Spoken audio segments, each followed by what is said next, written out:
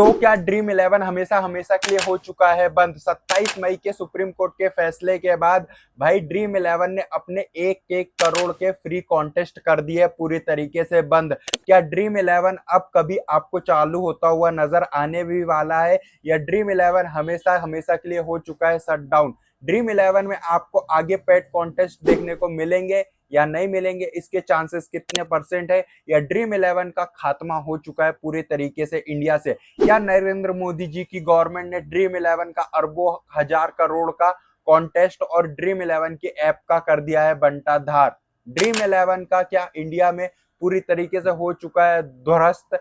क्या dream eleven कभी comeback कर पाएगा इंडिया में, या ड्रीम इलेवन के आने के चांसेस कितने परसेंट है? आपको क्या लगता है? आप लोग जरूर बताइएगा। आपके लिए दिया हुआ है कमेंट बॉक्स और मैं आपको बताने वाला। तो क्या Narendra Modi ji paid contest dream eleven real money games के पूरे खिलाफ है? इस पर देखने पे तो ये साफ नजर आ रहा है कि नरेंद्र मोदी जी ही है जो कि भाई इस सब फैसले के पीछे है, क्योंकि गवर्नमेंट नहीं चाहती कि इंडिया का यूथ आगे बढ़े, इंडिया का यूथ थोड़ा डिजिटल तरीके से पैसा कमाए, इंडिया का यूथ अपने खर्चे पानी निकाले।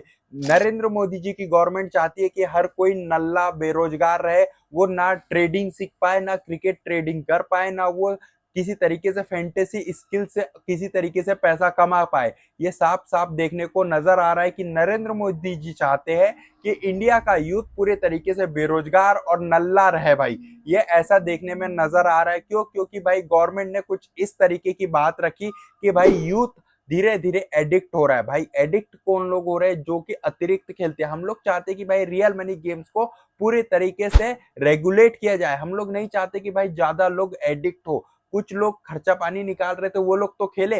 भाई गवर्नमेंट का मुझे कोई सिस्टम समझ नहीं आ रहा। गवर्नमेंट का बस इतना सिस्टम समझ में आ रहा है कि सुप्रीम कोर्ट उनके हाथों के नीचे काम कर रहा है। भाई सुप्रीम कोर्ट वही फैसले सुनाता है जो कि भाई हमारी गवर्नमेंट उनको स्क्रिप्ट लिख कर देती है। जिस तरह आईपीएल में जैसा कि स्क्रिप्ट काम करती है, उसी तरह सुप्रीम कोर्ट पर नरेंद्र मोदी जी और अमित शाह जी की स्क्रिप्ट काम करती है। जो वो लोग बोल देते हैं वही फैसला आता है भाई सुप्रीम कोर्ट पर। अभी देखिए आप लोग, भाई सुप्रीम कोर्ट कभी इतना मतलब इतना लेट फैसले सुनाता है? सुप्रीम कोर्ट क्या कभी किसी के पक्ष में फैसले सुनाता है? हमेशा सरकार के पक्ष में आपको फैसला मिलेगा। जीएसटी वाला फैसला बताओ भाई। जीएसटी में भाई 28% का जीएसटी एप्स को देना है।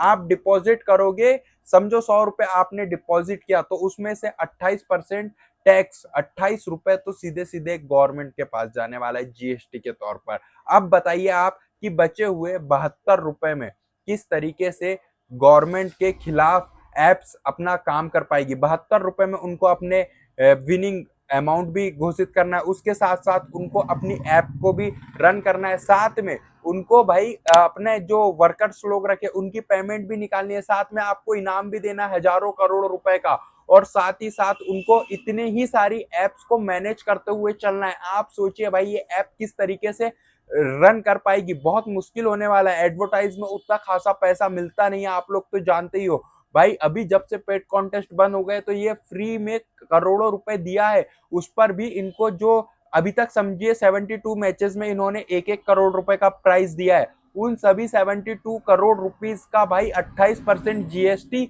इनको भरना है। तो आप समझ जाइए कि भाई 28% जीएसटी बोला जाए तो मोटे तौर पर आप समझ सकते हो कि भाई 50-60 करोड़ रुपए तो इनको जीएसटी पर ही भरना है, जो 72 मैचेस में 1-1 करोड़ रुपए के 72 करोड़ रुपए प्राइस बांटा है। तो भाई ये गवर्नमेंट नहीं चाहती कि ये फैंटेसी ऐप किसी तरीके से रन कर पाए, और इंडियन गवर्नमेंट इसके सख्त खिलाफ नजर होती हुई आ रही है हमको। आपको क्या लगता है कि गवर्नमेंट हमारे खिलाफ है, या गवर्नमेंट क्या चाहता है? गवर्नमेंट मुझे लग रहा है कि भाई चाहती है कि यूथ पूरे तरीके से इन रियल मनी ऐप्स से बंद हो जाए, इन ऐप्स को बंद कर दे। लेकिन आपको बता दूं, नरेंद्र मोदी जी और नरेंद्र मोदी जी की जो भी कैबिनेट अगर देख रही है कि भाई अगर आप फैंटेसी ऐप्स को बंद कर देते हो, स्किल बेस्ड फैंटेसी ऐप को बंद कर देते हो, तो इंडिया में धीरे धीरे जो सट्टे वाली एप्स है ना, रेड्डी 888, बैट में रेड्डी अन्ना, और पता नहीं क्या क्या नाम है भाई इनके, ढेर सारे, बैट में बैटवाई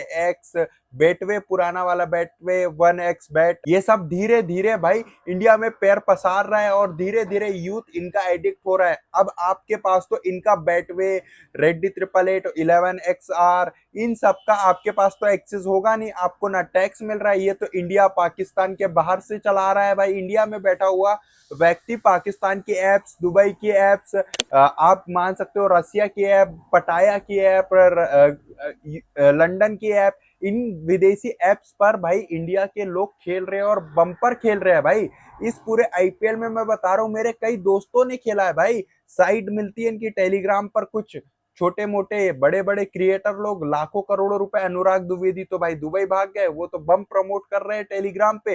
इंडिया का यूथ जा रहा है, बम पैसा लगा रहा है और बम हार रहा है। कोई उनका डिपॉजिट का पैसा नहीं मिल रहा, किसी का विड्रॉल नहीं हो पा रहा है, अकाउंट फीस हो जा रहे हैं और इनके पैसे बम विदेश जा रहे हैं भाई। बहुत पैसा, 19 लाख करोड़ रुपए का एक ऐप के एक आर्टिकल पढ़ रहा था मैं एक न्यूज़पेपर का, उस पे बताया जा रहा था 19 लाख करोड़ से ज्यादा भाई पैसा इन बैटिंग एप्स, एक बैटिंग एप्स इतना पैसा लूट कर ले गया है इंडिया से। तो इन सब का भाई जिम्मेदार कौन? इन सब का जिम्मेदार होगी सिर्फ गवर्नमेंट, नरेंद्र मोदी जी की गवर्नमेंट होगी। क्यों? क्योंकि भाई इन्होंने फैंटेसी बंद किया। अब जो व्यक्ति खेलता है, जैसे गवर्नमेंट बोल रही कि भाई लोगों को एडिक्ट हो रहा था, तो भाई जो व्यक्ति एडिक्ट हो रहा था ना, वो बैटिंग साइट पर ही जाएगा। जो एडिक्ट हो चुका है, पैसा कमाने का एडिक्ट हो चुका है, तो वो किस पर जाएगा? बैटिंग साइट्स पर ही जाएगा। नरेंद्र मोदी जी, मेरा आपसे बस यही सवाल है और यही मैं आपको जवाब देना चाहता हूँ कि भाई आप रेगुलेट करो। मैं किसी तरीके से बैटिंग साइट्स को प्रमोट नहीं कर रहा, ना मैं बोल रहा हूँ आप जाकर बैटिंग साइट्स पर खेलो। मैं बोल रहा हूँ कि भाई आप रेगुलेट वाली एप्स, अगर नरेंद्र मोदी जी ड्रीम 11 चालू होती है, गवर्नमेंट इसको चालू करती है, तो आप इस पर खेलिए और बैटिंग साइट्स के खिलाफ रहिए। बैटिंग साइट्स पर कोई मत खेलिए भाई लोग, बैटिंग साइट्स चोर है भाई। ये कभी भी आपका डिपॉजिट, कभी भी ये लीगल नहीं है। इन लीगल चीजों से पैसा मत कमाइए। इन लीगल चीजों से पैसा कमाओगे तो आज नहीं तो कल आप धरा के धरे रह जाओगे। तो भाई हमारी हाथ जोड़कर गुजारिश है, मेरे साथ मेरे जितने भी व्यूवर्स है, सभी लोगों से हाथ जोड़कर गुजारिश है भाई, वीडियो को फैलाओ।